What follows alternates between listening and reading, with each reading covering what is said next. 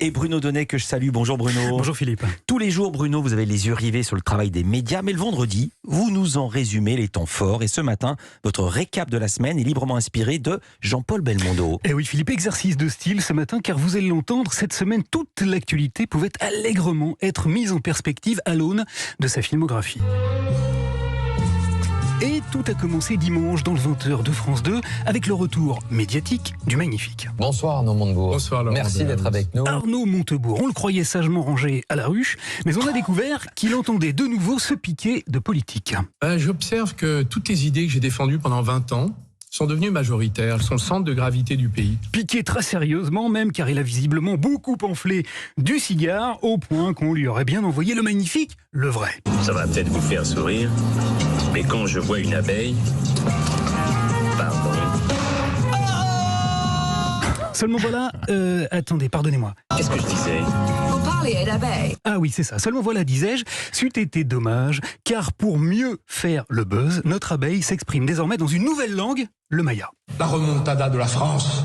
En 5 ans, 2022, 2027, remonter ensemble la France, nous le pouvons. Voilà, bon alors pour la France tout entière, on ne sait pas encore si ça peut fonctionner, mais en foot, ça a très bien marché. Benzema.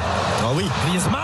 Ouais. Oh, l'extérieur somptueux de délicatesse. Mardi, en battant la Finlande 2-0 devant les caméras de TF1, l'équipe de France a remontadé ses chances de se qualifier pour la prochaine Coupe du Monde. Bon, sinon, le titre d'As des As aura été très âprement disputé cette semaine, mais je dois bien vous avouer, Philippe, qu'un petit sujet aperçu dans le 19-20 de France 3 a mis la barre assez haute. Il avait pourtant parfaitement bien commencé. Le train bientôt gratuit pour les policiers, à la condition qu'ils soient armés. Mais il est venu se fracasser sur une seconde partie d'information dont le côté concordant m'a laissé douter de la santé mentale du guignolo qui a bien pu imaginer un timing pareil. Financée par le ministère de l'Intérieur, la mesure est annoncée au moment même où le gouvernement réfléchit à remettre en cause les avantages de transport des agents SNCF et de leur famille. Un champion. Voilà, alors pour ça, il y a un extrait parfait dans l'As des As, justement, à condition toutefois d'accepter qu'il ne soit pas tout à fait grammaticalement correct. Si je vous dis con vous avez l'air, c'est pas français. C'est juste, mais c'est pas français. À Marseille, France 3, Provence a voulu prendre des nouvelles du marginal. Le professeur Raoult était invité à répondre à une question sur la vaccination. Seulement voilà, l'intervieweur a eu le malheur de l'asticoter et de l'interrompre et leur échange a tourné court. Votre conseil que je conseille, vous me laissez parler et répondre, oui ou non? Je vous laisse parler, professeur Raoult. Oh, mais ça suffit. Ben alors, non mais c'est infernal, on s'arrête. Allez, ça suffit. Allez, avant de moi-même m'arrêter, Philippe, il faut tout de même que je vous dise que Kaboul a tristement revisité Peur sur la ville.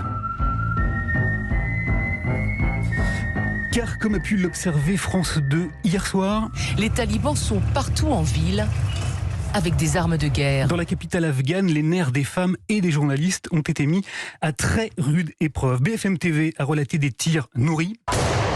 Les talibans tirent de longues salves de coups de feu pour disperser les manifestants. Nous devons nous replier en urgence. Tandis que sur le canal 27 de France Info, l'excellent Michel Monpontet montrait les photos insoutenables de 2 journalistes afghans arrêtés et torturés pour avoir tout simplement filmé une manifestation. Les images sont dures à voir, mais il faut les voir parce que c'est grâce à eux et à leur corps meurtri que l'on peut savoir ce que c'est que vivre sous le joug des talibans. Enfin, impossible, Philippe, de terminer sans évoquer ici l'hommage national rendu hier à Jean-Paul Belmondo et retransmis sur de très nombreux canaux. Belmondo, c'est un peu nous, en mieux. Car l'image de la semaine, la séquence la plus émouvante,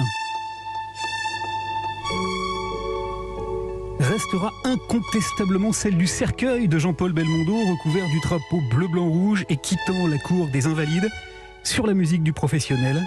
Car oui, hier, à Paris, sur ces notes, s'est joué un très joli film, Pleurs sur la Villa. Joli. Merci Bruno Donnet. Belle chronique, belle semaine. À lundi, Nicolas Caro. Il est votre indispensable. Il est fort, Bruno Donnet.